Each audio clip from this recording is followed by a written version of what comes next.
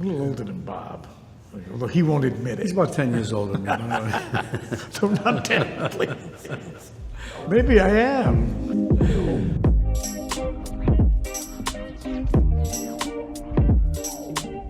We met long before we ever got well known. Yeah. Whatever.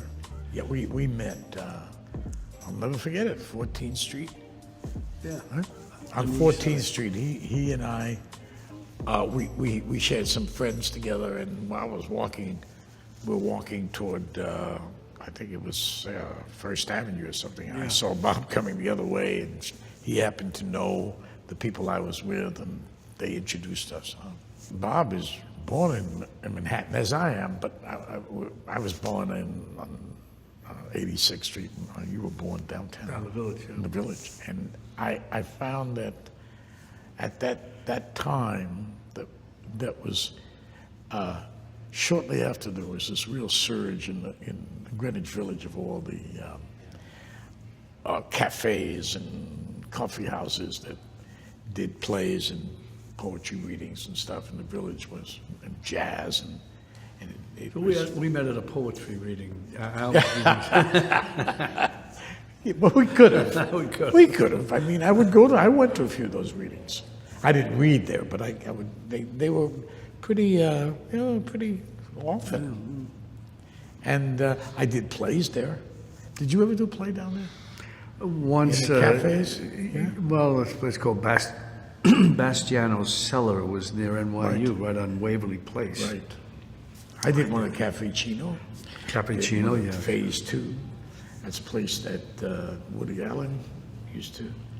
He would do the bitter end. Remember the bitter Yeah. end? Yeah. And then a lot of that stuff. The cafes were great because when you would do 16 performances a week of a play, and after each performance we'd pass the hat around. That many performances? 16? Yeah, 16. Jesus, wow. How long was the play? Well, they usually were short. Short They plays, usually yeah. one-act plays. And then we passed the hat around. That's how we ate. It was great. I really missed them. I do. They were okay. For him, they were okay, but for me, they were glorious. I had a great time.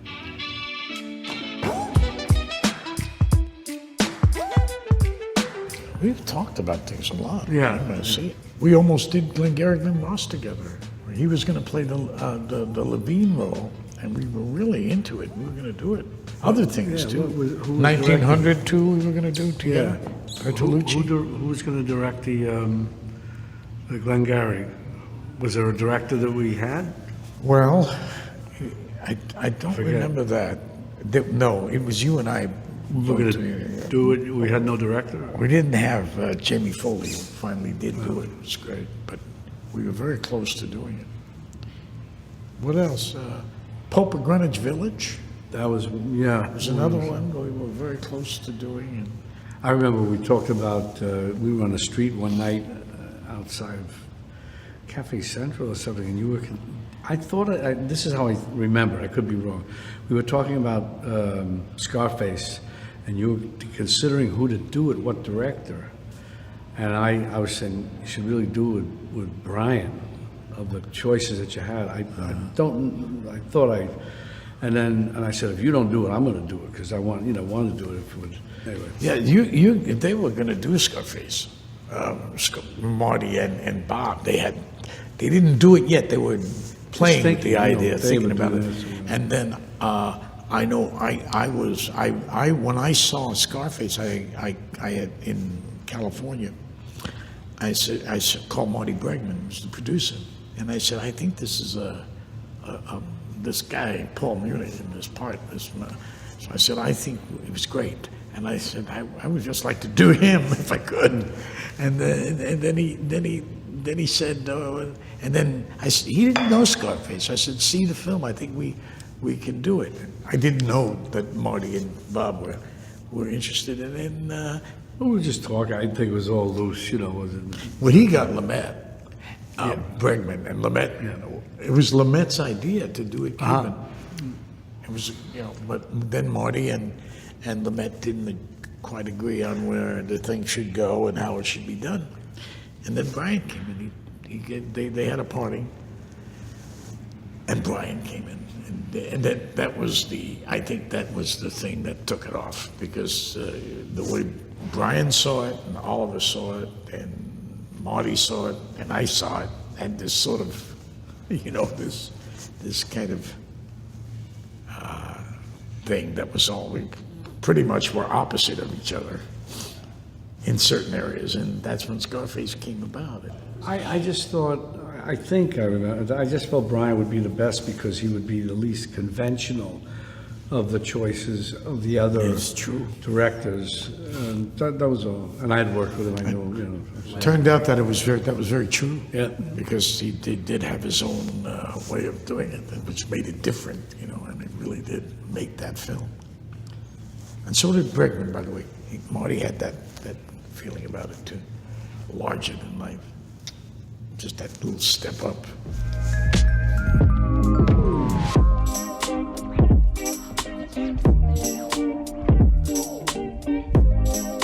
During the time of Godfather, the way I understand it, Francis wanted Al, but every actor was up for it.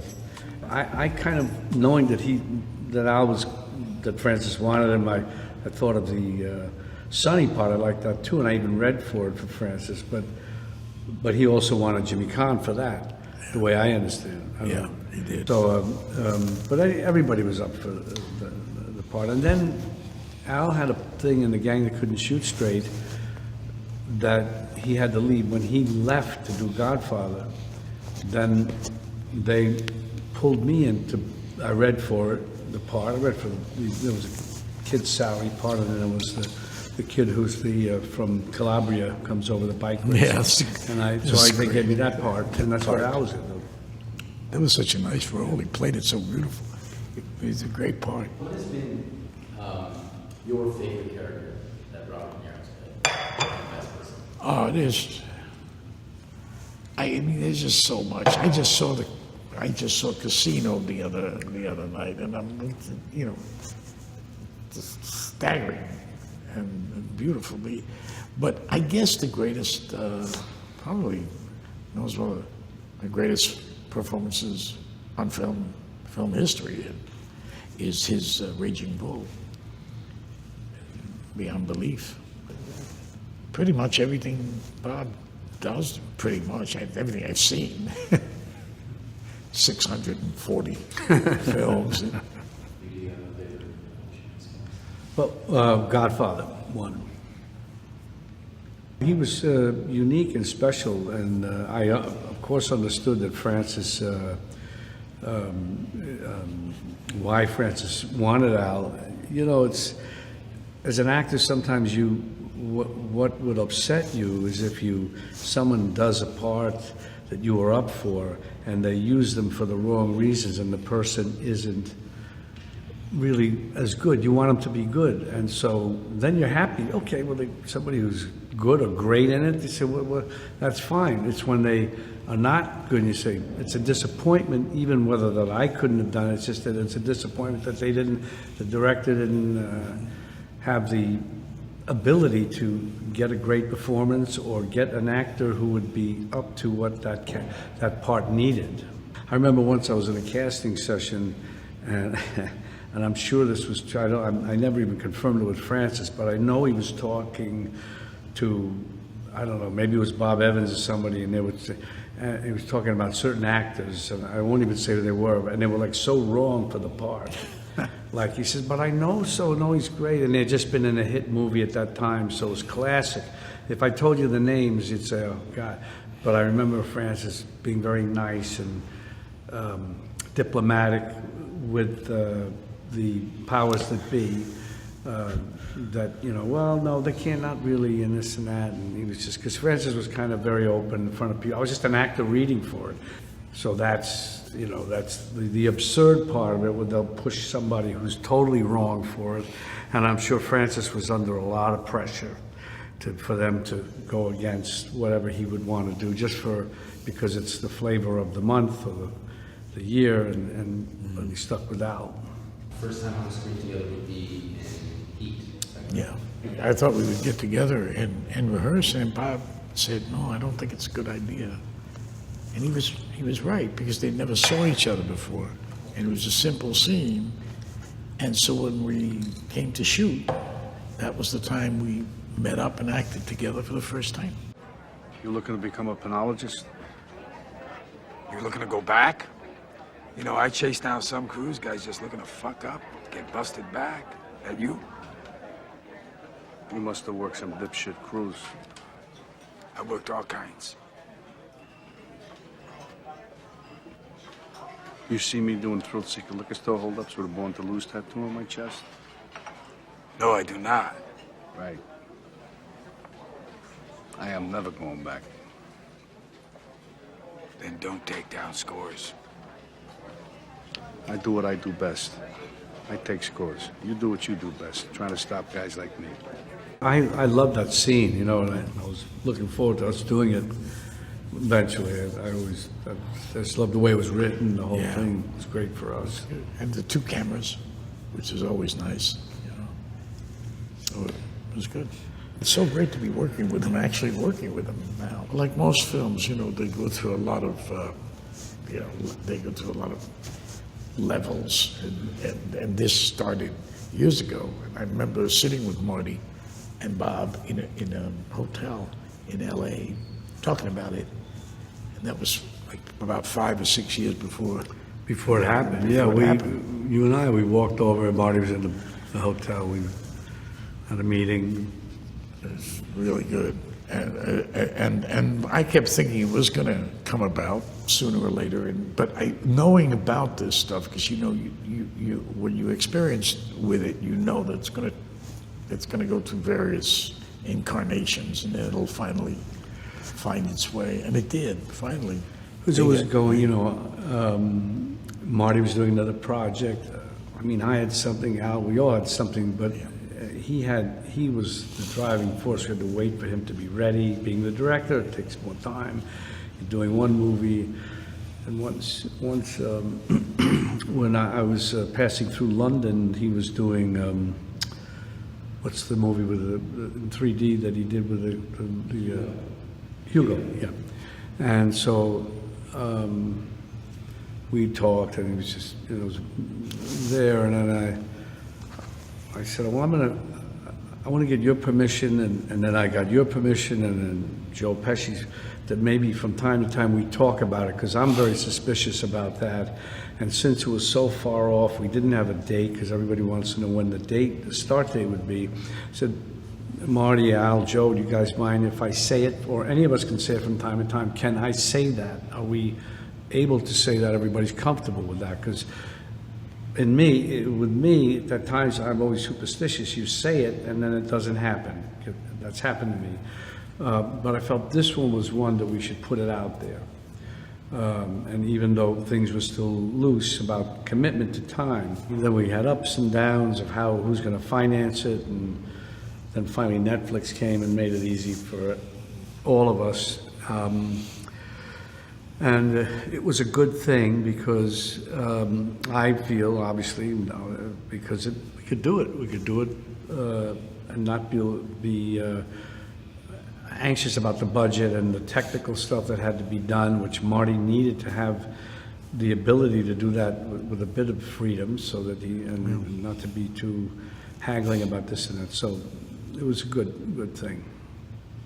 And also, I think the other thing was that you put together the reading. I mean, that was a big thing.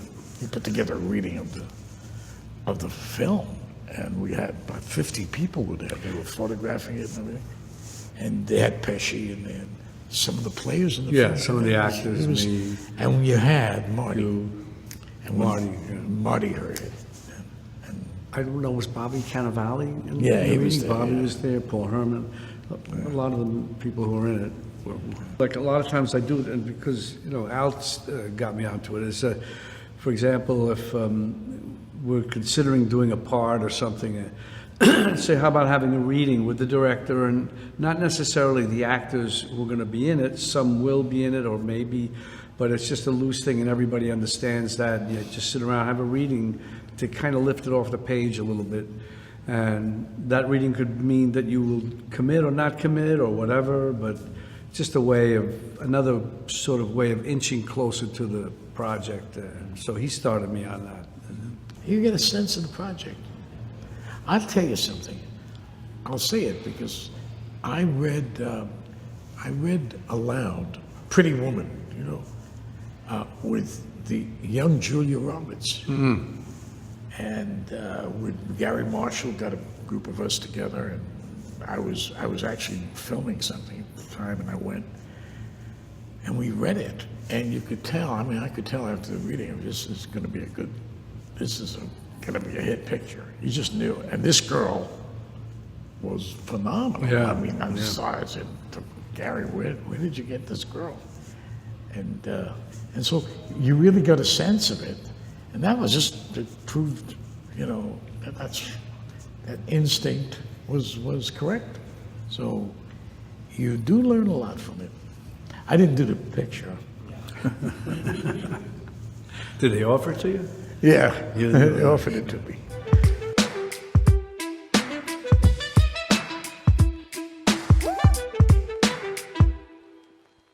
I think one of the things that we shared, which was really helpful, was we would talk to each other occasionally about our lives, because our lives were changed, you know, pretty radically from with all of a sudden being well known and stuff. So we would share that with each other, and it was very comforting. And at certain times, remember? Yeah. No. And he knows a lot about me, I'll tell you, and I know a lot about him. And so because we would, you know, and it was very helpful to me. Quite a few times, Bob has helped me out.